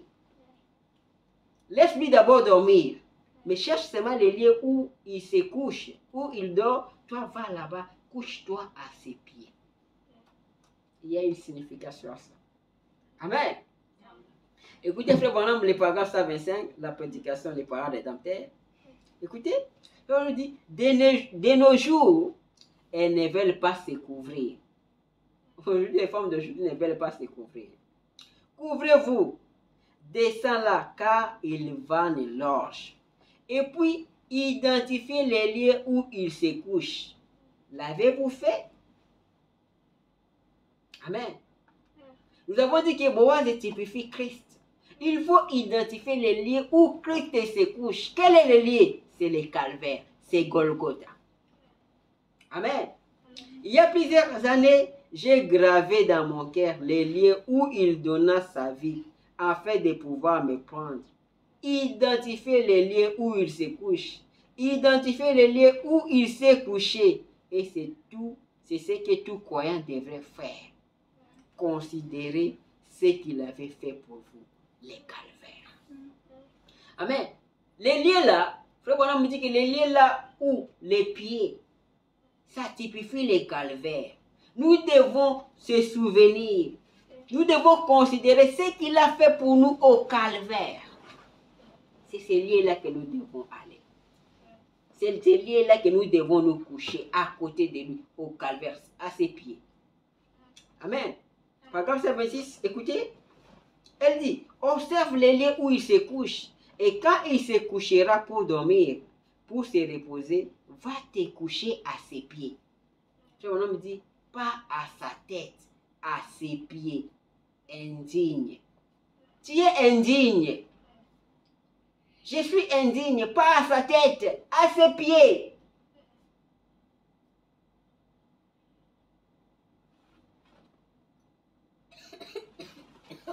À la croix, au pied du maître.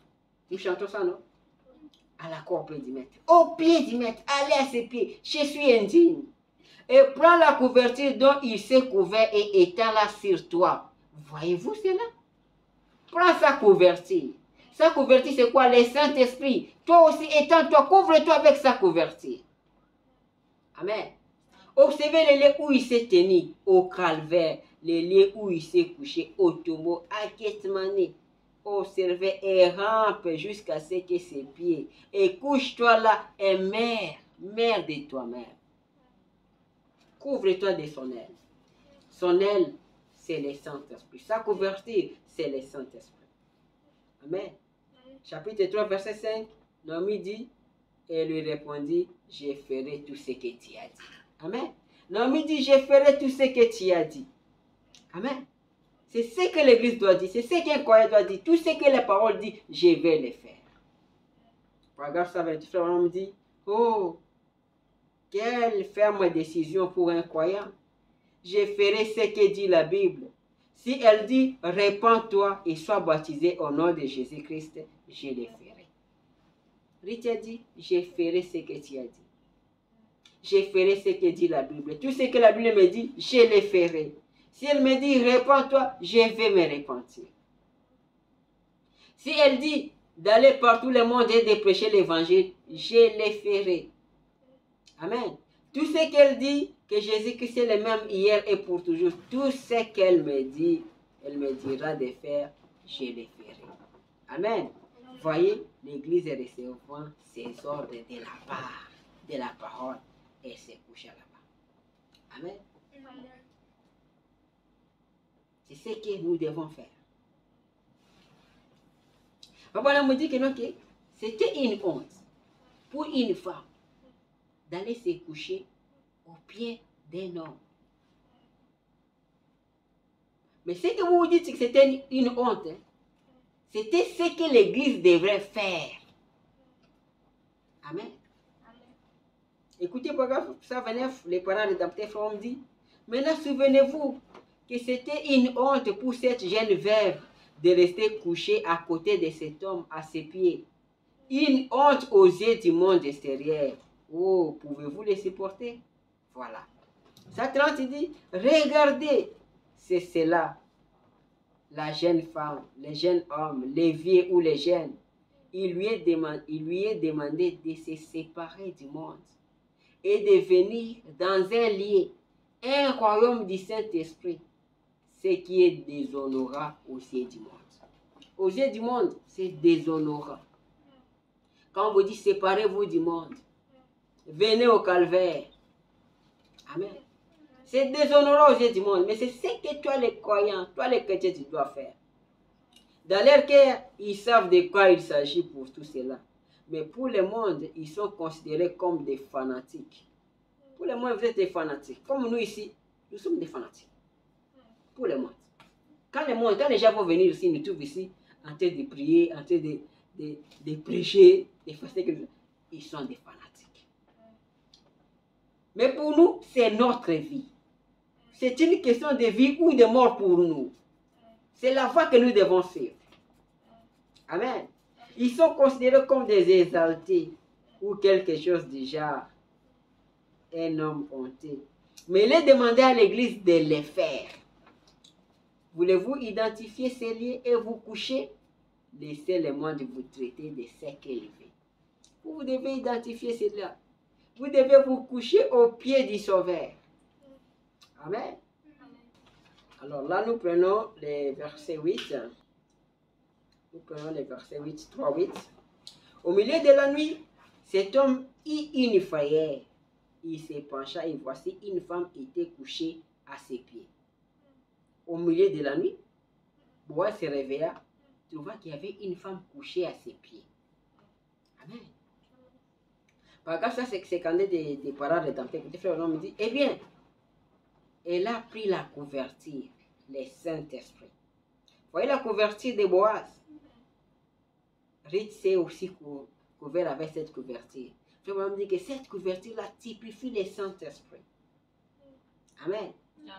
Quand elle est morte à elle-même, quand il y identifiait les lieux où il mourit, où il s'est couché pour se reposer, et s'est ensuite couché, a pris la couverture qui était sur lui et l'a tirée sur elle. Et l'homme se réveilla. Il dit, qui est là? Elle répondit, je suis Rite, la Moabite, ta servante. Amen. Là, nous continuons au verset 9. Il dit, qui es-tu? Elle répondit, je suis Rite, ta servante. Étends ton aile sur ta servante, car tu as droit de rachat. Maintenant, Rite lui dit que non, étends ton aile sur ton servante, car tu as droit de rachat. Tu peux me racheter. Il se leva. Il dit, je vois, je sais que tu es une femme vertueuse. Amen. Oh, cela ne fait pas prisonnier votre âme. Tu es une femme vertueuse. Elle dit que tu es une femme vertueuse, je sais. Et quand là c'est le paragraphe 154, les parents des dentaires. Et quand elle répondit, mais tu es mon proche parent. Amen.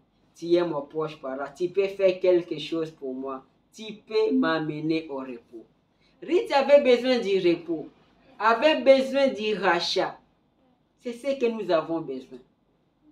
Et il est le grand Boaz, le vrai Boaz, le Seigneur Jésus-Christ. Il peut nous racheter. Il peut nous amener au repos. Oh Seigneur Jésus. Amen. Elle dit, Rite dit, je suis venu ici et me suis couché, pas pour être une femme immorale.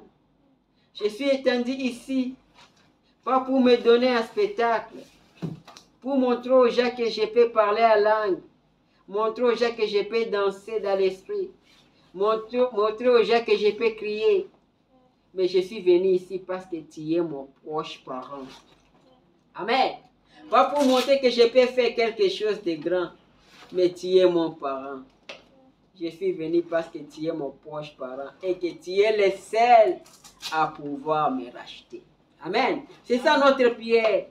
Seigneur Jésus, tu es le seul à pouvoir me racheter. Tu es mon parent. Tu es mon proche parent. Tu peux me racheter. Tu peux me donner le repos. Tu peux essuyer mes larmes. Amen.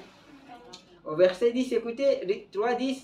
Et il dit, sois bénie de l'Éternel, ma fille. Ces derniers traits témoignent encore plus en ta faveur que les premiers. Car tu n'as pas recherché des jeunes gens pauvres ou riches. Il dit ça témoigne encore, plus en ta faveur. Tu n'es pas allé chercher des jeunes gens pauvres ou riches, mais tu es venu vers moi, ton parent. Amen. Maintenant, ma fille, ne crains point. Je ferai pour toi tout ce que tu diras. Ça, c'est le verset 11, 3:11. Tout ce que tu diras, car toute la porte de mon peuple sait que tu es une femme vertueuse. Je ferai de toi tout ce que tu voudras. Amen. Il est bien vrai que, écoutez, il est bien vrai que j'ai droit de rachat. Ça, c'est le Seigneur qui te dit.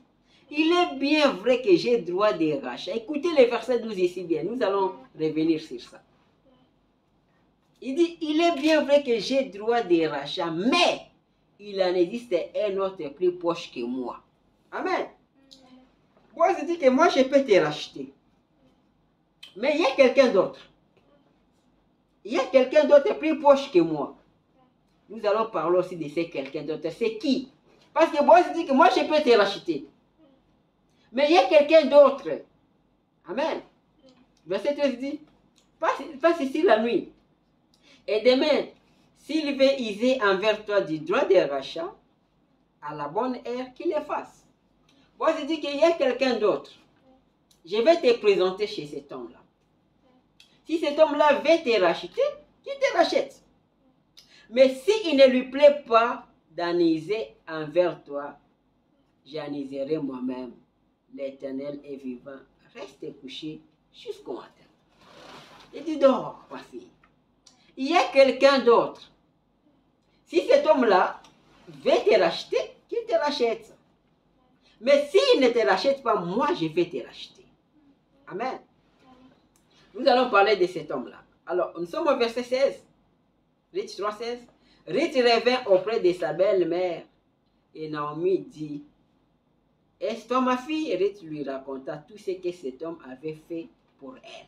Ruth raconte tout ce qui s'était passé la nuit, comment ils ont parlé. Et Naomi dit, sois tranquille ma fille, jusqu'à ce que tu saches comment finira la chose.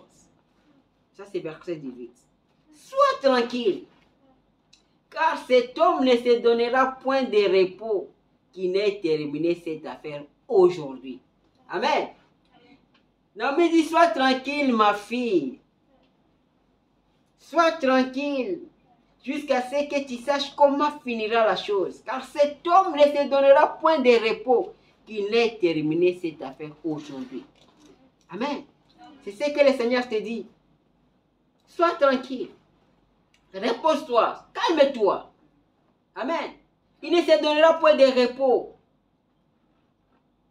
Le Seigneur veut te faire du bien. Il veut t'aider plus que ce que tu veux t'aider toi-même. Sois tranquille. Il ne se donnera pas de repos jusqu'à ce qu'il ait terminé cette affaire aujourd'hui. Il va te restaurer aujourd'hui. Il va te racheter aujourd'hui. Sois tranquille. Il te veut du bien. Amen. Verset 159, parole rédempteur. Écoute, repose-toi. Amen. Repose-toi, Ruth. Car l'homme ne se donnera point de repos qui n'ait payé le plein prix du rachat. Amen. Amen. C'est juste là où je me tiens. Amen. Amen.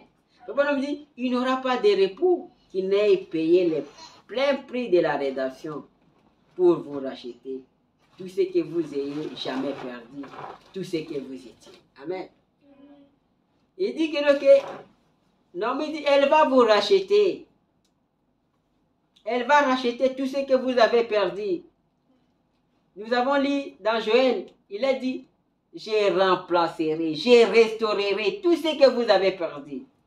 Tout ce que les gazams, les sauterelles, les asiles. Il dit que moi je vais remplacer. Ici, Naomi dit,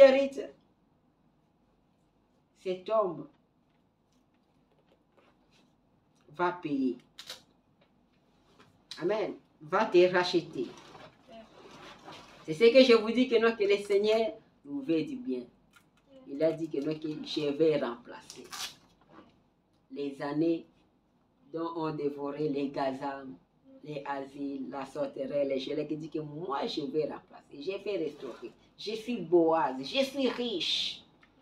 Naomi dit, calme-toi. Elle va finir cette affaire aujourd'hui. Il va finir cette affaire aujourd'hui. Calme-toi. Regarde ça 60.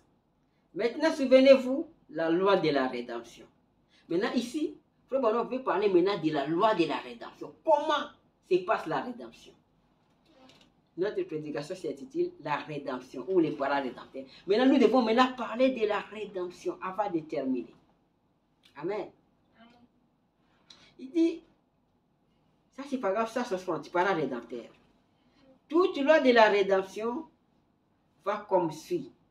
Avant que l'on puisse racheter une propriété perdue, il devait être les plus proches parents. Ça, c'est la première condition.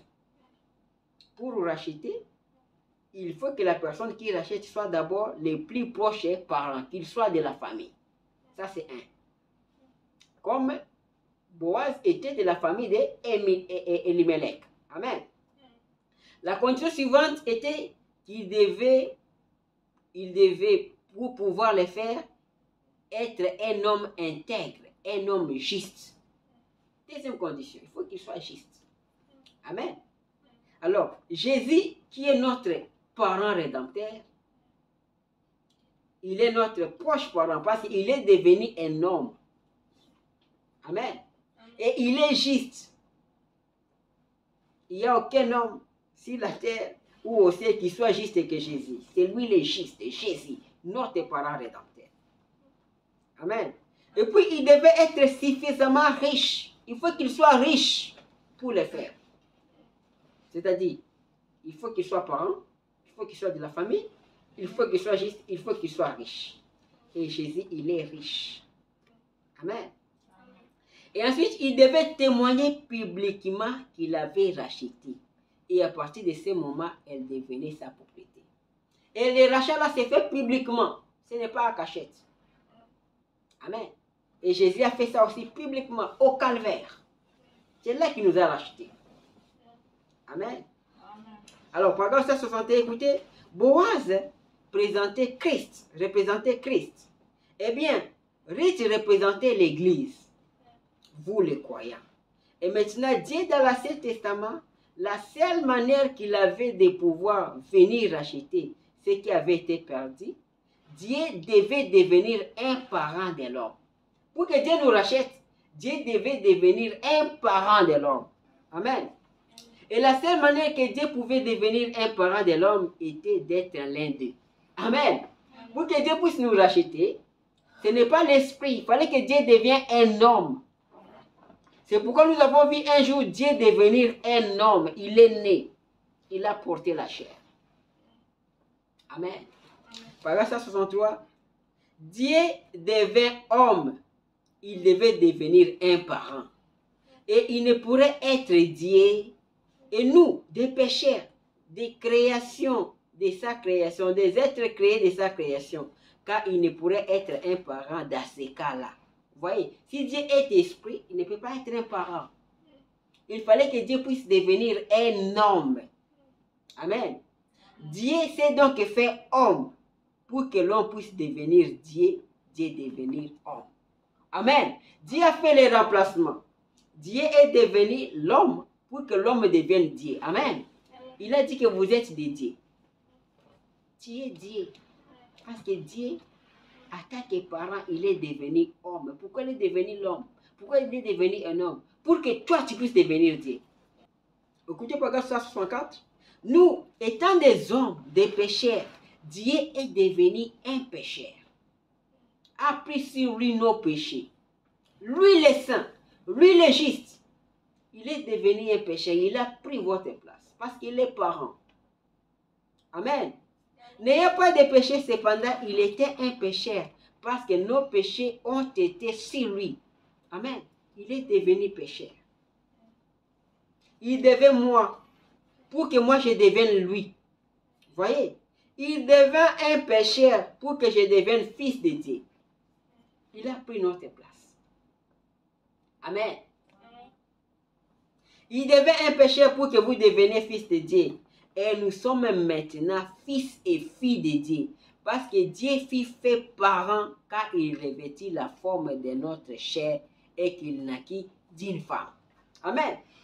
C'est-à-dire que Dieu, nous sommes maintenant fils et filles de Dieu parce que Dieu fut fait parent quand il revêtit la forme de notre chair et qu'il naquit d'une femme. Dieu naquit d'une femme. Dieu a porté la chair comme nous. Dieu est devenu l'homme. Il a fait ça pourquoi? Il a fait ça seulement pour racheter, pour te racheter, pour me racheter. Parce que pour racheter, il faut que celui qui rachète soit d'abord parent. Mais Dieu qui est l'esprit, la colonne de feu ne peut pas racheter. Voilà pourquoi il a accepté de devenir un homme. Amen. Frère me dit que c'était Dieu. C'est lui qui est né là, qui naquit là de Marie, c'était Dieu. Il dit Dieu, pas une autre personne, et Dieu lui-même. Amen. La parole faite, paragraphe 166, il dit, la parole faite, un être humain devint un parent. Il devint un homme. Oh, il mourut pour que par sa mort, je puisse devenir la vie. Amen. Ce sont des choses comme ça qu'un chrétien doit connaître. Ce sont nos droits. Pourquoi Jésus est mort? C'est ça la réponse. Pourquoi Jésus est mort? Il est mort pour nous racheter. Amen. Il est devenu l'homme pour que toi tu deviennes Dieu. Il mourut pour que par sa mort, moi je puisse devenir la vie. Il devint un pécheur pour que par sa justice, je devienne la vie. Lui qui était juste, il a accepté de devenir injuste pour que moi je devienne juste. Il a accepté de devenir pécheur pour que moi je devienne juste. Il devint pauvre pour que par sa pauvreté je devienne riche. Amen. C'est ce que j'ai dit ici. Lui, les riches, les chrétiens n'ont pas le droit d'être pauvres. Nous avons lu là-bas, il a dit quoi?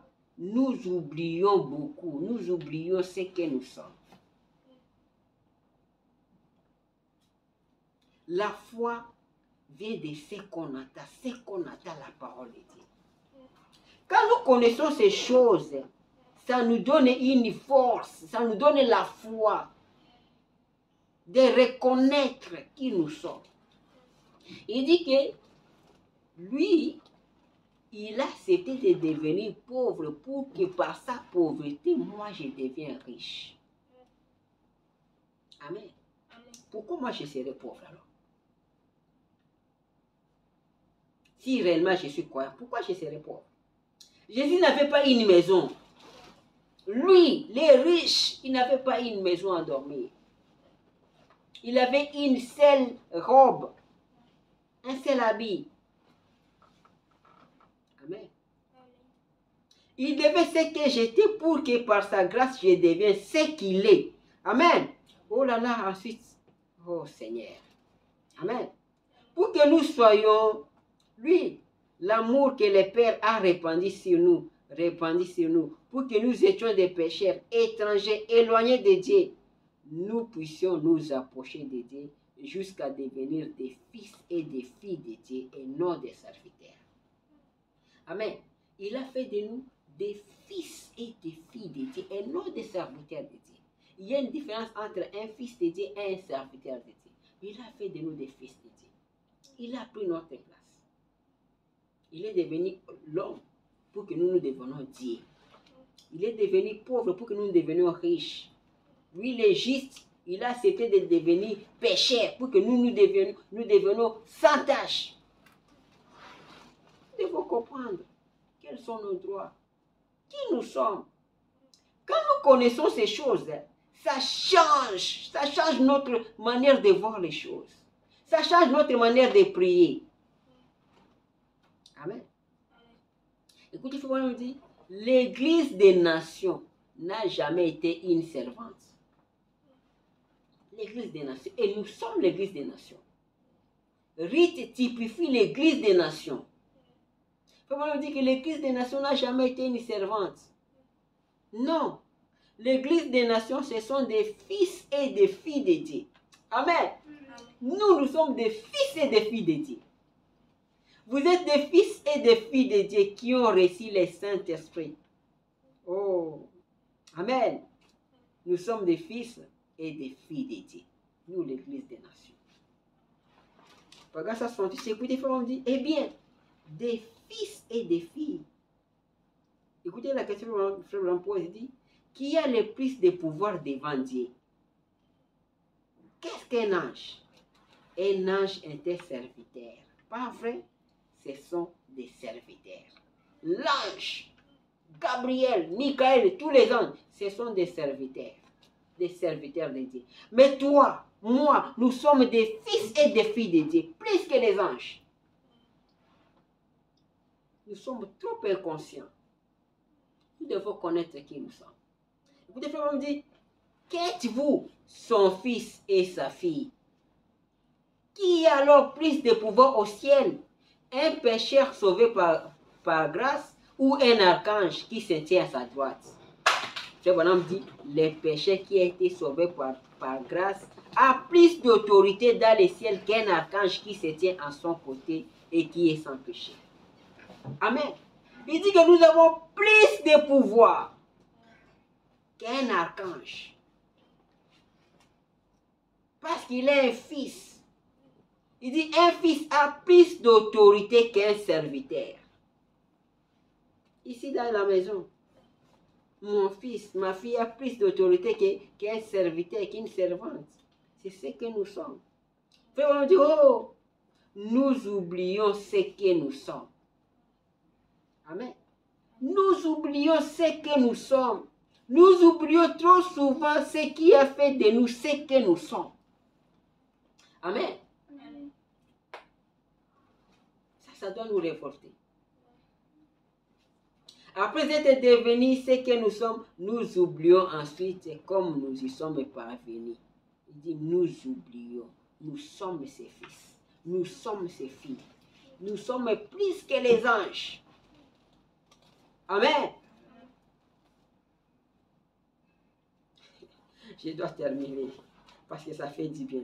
Par contre, ça s'est tenté. Écoutez, il dit, remarquez, il est maintenant un parent rédempteur. Maintenant, la première des choses, il devait être un homme digne, qui était plus digne que Christ, que Jésus. La chose suivante, il devait avoir le pouvoir d'achat. Il devait être capable de le faire. Il possédait les siens. Il a prouvé qu'il les possédait. Il a pu prendre 5 pains et 2 poissons et en nourrir 5000, puis en recueillir 5 paniers pleins de morceaux. Il a pu puiser de l'eau d'un puits et l'a changé en vin. Il a pu prendre un poisson et montrer qu'il était puissant. Il a montré qu'il était fort. Il avait le pouvoir. Et ce pouvoir, il a donné à son église. Il nous a donné. Il a montré qu'il avait le pouvoir. Il avait le pouvoir d'achat. Il était digne d'être un parent. Ensuite, que devait-il faire? Il devait ensuite rendre un témoignage public. Amen. Quand il rachète, ça s'est fait publiquement. Et c'était public. Ou au calvaire, entre ciel et terre. Il a été suspendu à la croix. Amen. Le lendemain matin, Ruth a dit plutôt, Naomi a dit, repose-toi Ruth, tout ira bien désormais parce que tu as trouvé grâce à ses yeux. Nous sommes au chapitre 4. Là, nous allons vite au chapitre 4 pour terminer. 4.1. Boaz monta à la porte et s'y arrêta. Oh, voici celui qui avait droit de rachat et dont Boaz avait parlé. Maintenant, on commence à parler. Celui-là qui avait les droits de rachat. Je vous ai dit que nous allons parler de lui. C'est lui qui avait les droits de rachat. Il dit, Boaz monta à la porte et il s'y arrêta. Oh, voici celui qui avait droit de rachat et dont Boaz avait parlé. Vint à passer. Boaz lui dit, approche, reste ici, toi un tel. Et il s'approcha et s'arrêta. Boaz prit alors 10 hommes parmi les anciens de la ville, ça c'est verset 2, et il dit, asseyez-vous ici, et ils s'assirent. Puis il dit à celui qui avait les droits de l'achat, Naomi, revenue du pays de Moab, a vendu la pièce de terre qui appartenait à notre frère Elimelech. J'ai cru devoir t'en informer et te dire, acquiers-la en présence des habitants et en présence des anciens de mon peuple. Si tu veux racheter, rachète. Mais si tu ne veux pas, déclare-les-moi, afin que je les sache, car il n'y a personne avant toi qui ait les droits de rachat. Et je l'ai après toi. Et il répondit, je rachèterai. Amen. Amen. Boaz appelle ces messieurs-là, qui avaient les droits de rachat. Boaz dit que non, que avant toi, avant moi, il y a toi. Si tu veux racheter Naomi, rachète sa propriété. Mais si tu ne rachètes pas Naomi, moi je vais la racheter. Et le Messie dit que, ok, moi je vais racheter. Amen. Boaz dit, ça c'est verset 5. Boaz dit, 4 5, vous voyez qu'on termine. Boaz dit, le jour où tu acquériras les champs de la mère de Naomi, tu l'acquériras en même temps de Ruth la Moabite, femme du défunt, pour relever le nom du défunt dans son héritage. Boaz dit, les jours que tu vas acquérir, les jours que tu vas racheter, les jours que tu prendras les champs de Naomi, tu vas aussi prendre en même temps Ruth la Moabite comme femme. La femme de notre frère, pour relever le nom du défunt dans son héritage. Et celui qui avait le droit de rachat répondit. Ça c'est verset 6. Et celui qui avait le droit de rachat répondit, je ne puis pas racheter pour mon compte. Il avait accepté, non? Que je vais racheter. Mais quand Boaz va dire que quand tu rachètes, tu vas racheter tout, tu vas prendre tout. Et cette femme aussi, tu vas prendre cette femme-là. Pour relever le nom du défunt. C'est lui qui était mort. Amen. Écoutez, et celui qui a, ça c'est verset 6, et celui qui avait les droits de rachat répondit, je ne puis pas racheter pour mon compte. Crainte de détruire mon héritage. Moi, je ne peux pas racheter, sinon je vais détruire mon héritage. Prends pour toi mon droit de rachat, car je ne puis pas racheter. Le monsieur dit, non, moi je ne vais plus racheter. Comme il faut prendre aussi cette femme-là, moi je ne peux pas le faire. Comme ça, toi tu prends. Verset 7. Autrefois en Israël, pour valider une affaire quelconque relative à un rachat ou à un échange, l'un ôtait son soulier et le donnait à l'autre. Cela servait de témoignage en Israël. Alors pour faire cela, comme tu as dit que tu ne vas pas racheter, la loi dit, il faut que tu puisses ôter ton soulier, tu me donnes, pour que cela soit un témoignage. Amen. Celui qui avait le droit de rachat dit donc à Boaz, acquiert pour ton compte, et il ôta son soulier. Amen.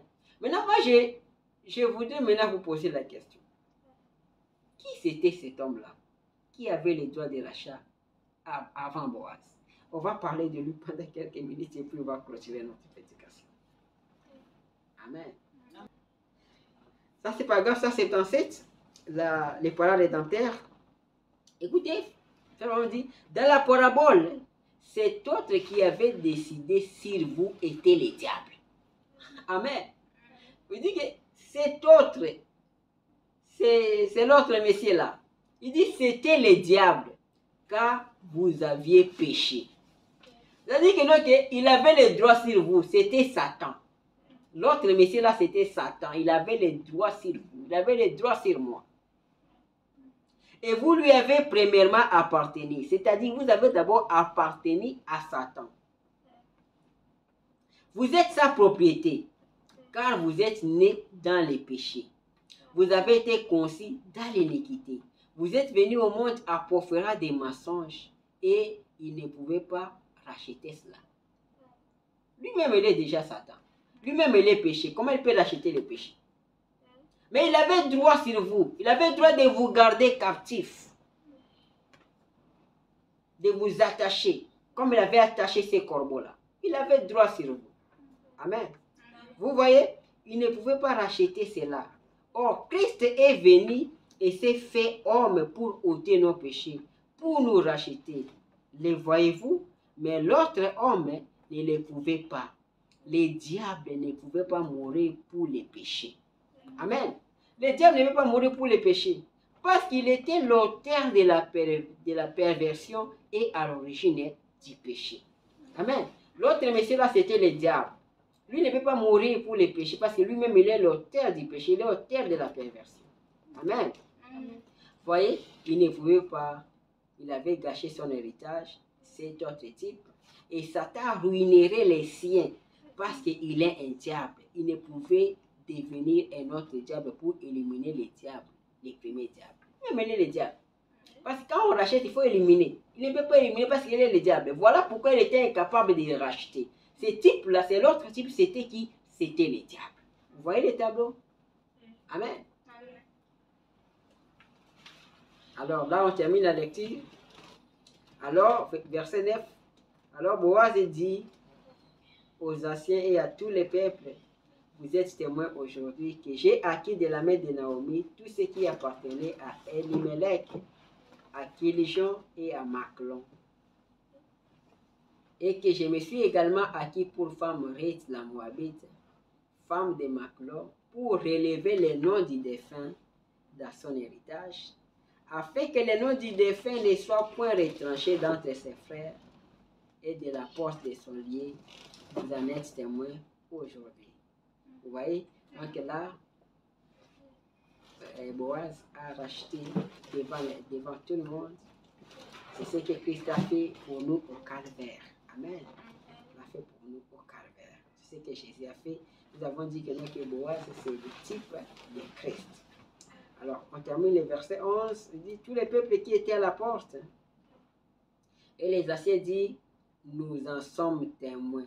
Nous en sommes témoins que l'Éternel rende la femme qui entre dans ta maison semblable à Rachel et à Léa, qui toutes les deux ont bâti la maison d'Israël. Manifeste ta force dans Ephrata et fais-toi un nom à Bethléem. Puisse la postérité de l'Éternel, puisse la postérité que l'Éternel te donnera par cette jeune femme, rendre ta maison semblable à la maison de Péret, qui fit affanter à Juda par Tamar. Amen. Alors, si on continue la lecture à la fin, vous allez voir que Boaz a eu un enfant avec Ruth, et cet enfant-là s'appelle Obed. Et Obed, il est qui? Obed, il est le papa d'Isaïe. Isaïe, il est qui? Isaïe, il est le papa de David. Vous voyez? C'est-à-dire que David avait le sang d'une femme des nations. Amen. Vous voyez? C'était des faits. Ça, c'est le verset 17, 4 et 17. Les voisins lui donnèrent un nom en disant, un fils est né à Naomi, et ils l'appelèrent Obed. Ce fut le père d'Isaïe, père de David. Amen. C'est-à-dire que Boaz était le grand-père de David. Amen. Et Boaz et le père de David, Isaïe, est né de qui? Est né de qui? Est né de Obed. Vous voyez? Obed, Naomi, Ruth et Boaz ont eu un enfant qui s'appelle Obed. Et la femme d'Obed, c'est Isaïe. Et la femme d'Isaïe, c'est David, le grand roi, le roi David. Vous voyez que la femme des nations a porté Christ. Parce que cette lignée-là de David, c'est la lignée de Jésus. Amen. Vous voyez comment Dieu fait les choses. Alors, que le Seigneur vous bénisse. J'ai pris beaucoup de temps, j'ai pris beaucoup de votre temps. Que le Seigneur vous bénisse. Nous allons chanter et nous allons prier. Amen.